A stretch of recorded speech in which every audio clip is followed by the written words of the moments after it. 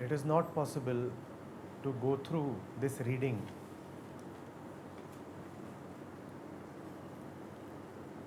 and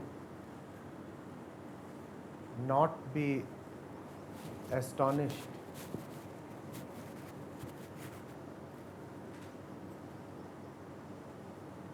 as to what Ramakrishna really means by women. Hmm? In our time and age, it comes as a bit of a shock that a holy man, a wise man, is vilifying one particular gender. Right? But that is not really the case. When Ramakrishna says woman, what he means is Prakriti. Everything that appears, moves, can be seen, can be touched. And when he says you must be cautious of women, what he means is that you, the one you are, the individualized I, has a tendency to not to watch Prakriti, not to have a healthy relation with it, but to rather acquire it and exploit it. This tendency is called lust. Lust is the tendency of the individualized self, the ego, to seek salvation in the material world. The material world is being referred to as woman by Ramakrishna. So woman is not really a gender here, nor is the woman a danger.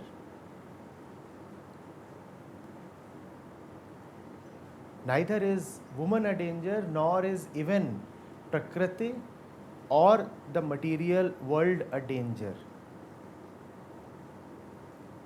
What Ramakrishna is repeatedly warning against is our own tendency, not somebody outside of us.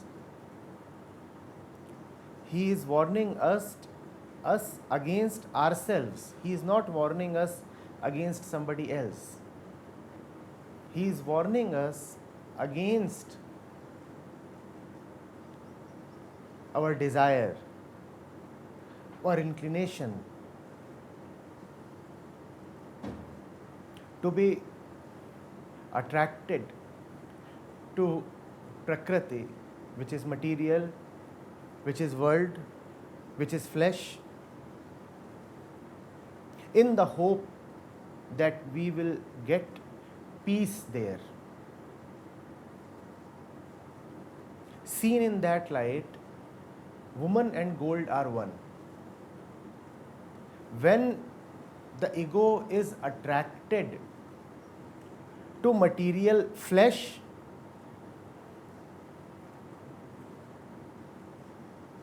then it is attraction to woman. when the ego is attracted to insentient material, non-living material, then it is attraction towards gold. Fundamentally, attraction towards flesh and attraction towards gold are one and the same thing. The incomplete ego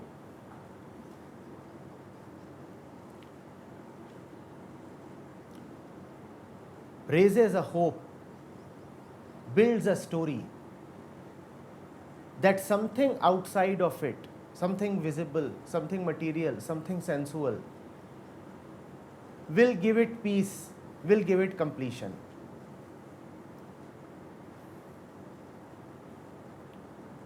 Gold shines,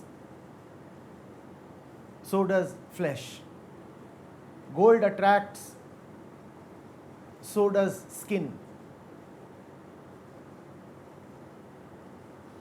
It should be obvious by now that Ramakrishna is warning not only men but also women, because the attraction of riches, physical things and bodies is as prevalent in women as it is in men. In that sense, if you get it right, even women need to be cautious of women. Man needs to be cautious of woman, and the woman also needs to be cautious of woman.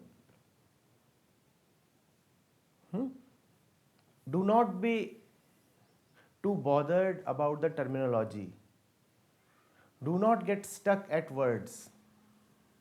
Go into the essence of what the wise teacher is saying. He is continuing with the tradition of viewing the self as Purush. The self inside even a woman is Purush. So even a woman is actually Purush. Are you getting it? Yes. Even a woman is actually Purush. He is continuing with the tradition of calling the self as Purush, the non-material self, the non-physical self, the non-formal self, the self without a name, color, gender or distinction. He is calling that as Purush. So the self of the woman, in the woman, the self that is the woman is also a Purush. In the world of Ramakrishna, the woman is also a Purush. If the woman is a Purush, who then is a woman? Who is he referring to as Stri? Who is he referring to as Kamini?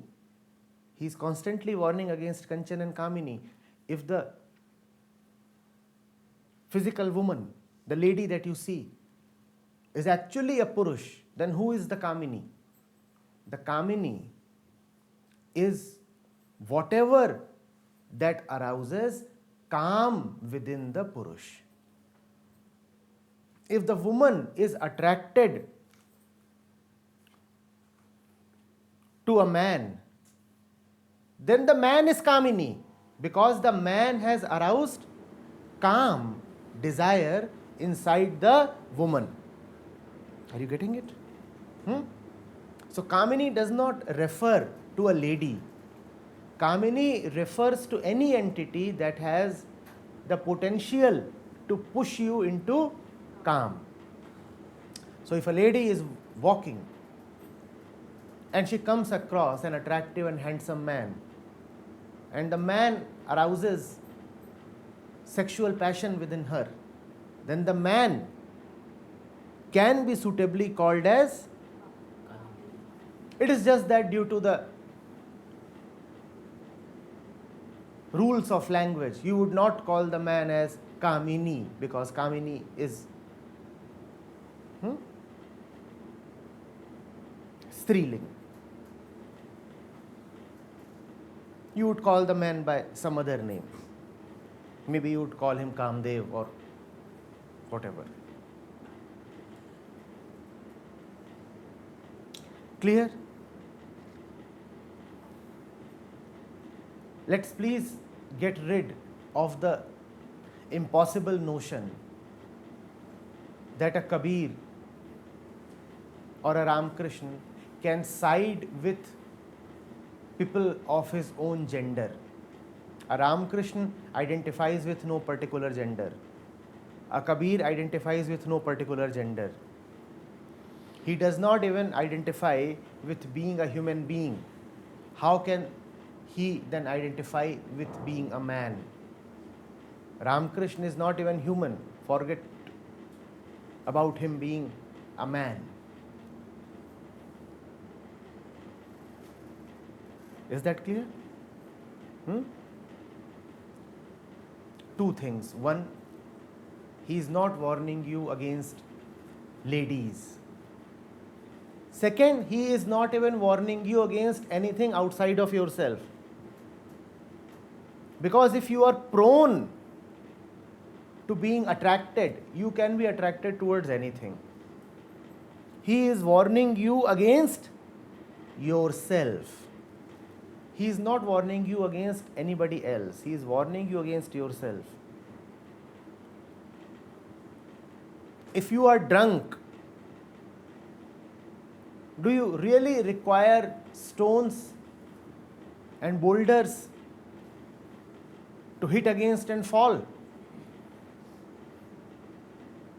You can then fall even on the cleanest and the most secure pavement. Do you then need to be warned against the dangers in the path? Is the path now where the danger resides for you? You now need to be warned against your own drunkenness. You do not require anything now to obstruct you and make you fall. You are yourself the very obstruction. You would stumble against yourself if nothing else is available to make you fall. Your two own legs will cross against each other and enable the fall. Are you getting it?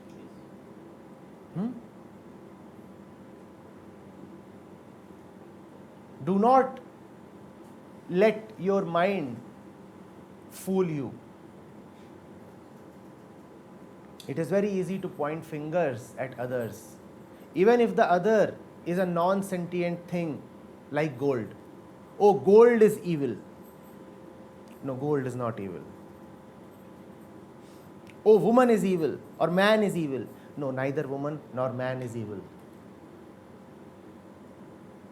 By pointing fingers towards the world, you allow the evil to continue where it really resides.